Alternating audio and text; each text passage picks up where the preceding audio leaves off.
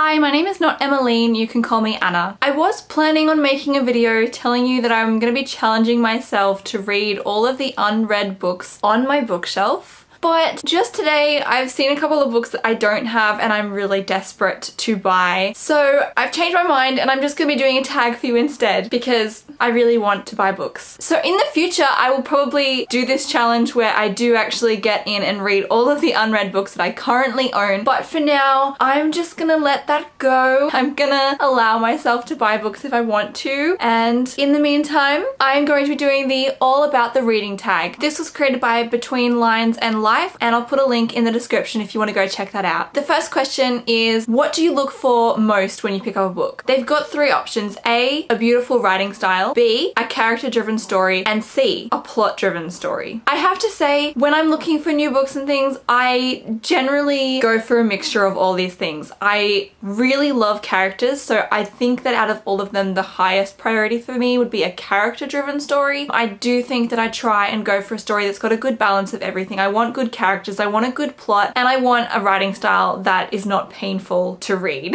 I'm reading The Fellowship of the Ring at the moment, and the writing is not painful, but it's harder to read than most books. So it's not one that I would normally pick up, if that gives you an idea. Question 2 is, what are your pet peeves in books? My main pet peeves that just drive me nuts: love triangles, too much description, poorly written female characters who are just there because the men need women, and plot holes that the author doesn't even try to fix. It's like they shove something in, it doesn't make sense, and they just expect you to accept it and move on. Question 3 is, if you could print one quote on your wall, which one would it be? I've gone with a quote from Harry Potter. It's always been one of my favorite quotes ever. It helps to explain if you've ever wondered why Harry is actually my favorite character in the series of Harry Potter. The quote is, "You care so much, you feel as though you will bleed to death with the pain of it." That is from Harry Potter and the Order of the Phoenix, and it's what Dumbledore says to Harry when Harry is like, I don't care anymore about anything. He's just so angry about everything, and like, I could go into it, but I'm not going to, because we all know I could start talking about Harry Potter and not stop for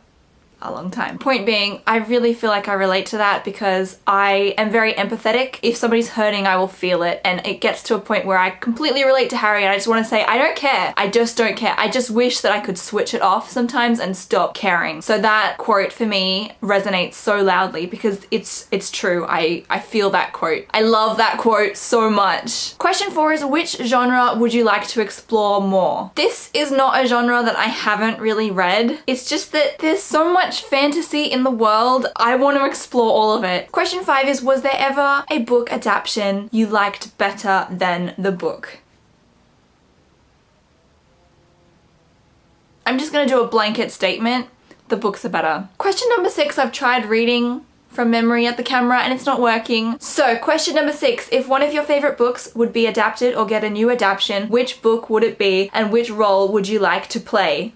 If they remake Harry Potter again, which I am completely okay with because I really want movies that are closer to the books and have more accuracies and more of the Weasleys and more of Ginny and just everything. If Harry Potter got remade, I would love to play Hermione or Tonks. I think I might be too old if they remake it for me to play Hermione, but I could be Tonks. Question number 7 is a hyped book that you wouldn't recommend at all. And I'm really sorry to have to do this, but it is Throne of Glass. I really don't like this book. I've been told that it gets better as the series goes on, so maybe if you want to read it, give it a go and see if it gets better if you haven't already read it, because it seems like everyone's read it and loves it. But if you want to give it a go and see if it gets better, go for it. Question 8, a book that highly influenced your life and way of thinking. I just got this off my bookshelf and I spent a while looking because I thought I had a different copy. I have most of the series in the same cover and I tried to find the first one and I can only find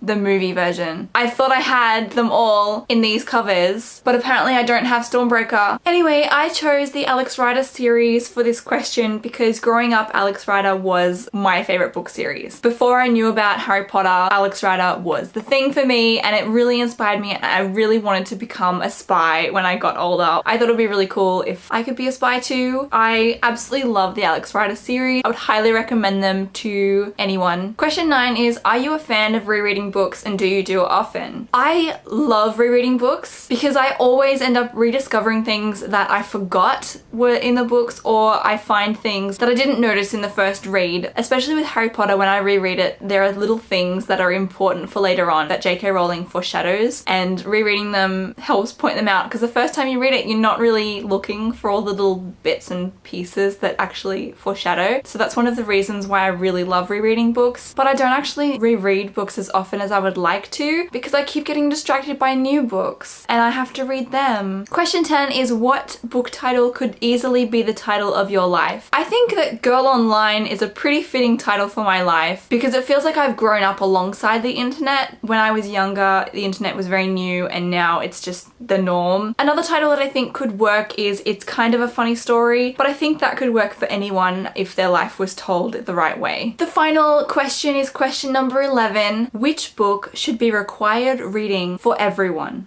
Harry Potter. I only have The Prisoner of Azkaban out at the moment because my camera is sitting on one box set and the other box set is behind me, and I finally managed to jam them all back in together the other day, and I am not about to try and pull one out. So I think everyone should read Harry Potter because it is amazing, and I'm stuck. I don't know what to say. It's kind of a no-brainer. That is all of the questions. Thank you so much for watching this video. If you enjoyed watching it, please give it a thumbs up and leave a comment down below letting me know which book you think should be required reading for everyone. Maybe I'll have to check it out if you like it so much. Just add it to my TBR pile. If you want to be notified of when I upload new videos, click subscribe and I'll see you next time. Ciao for now, monkeys!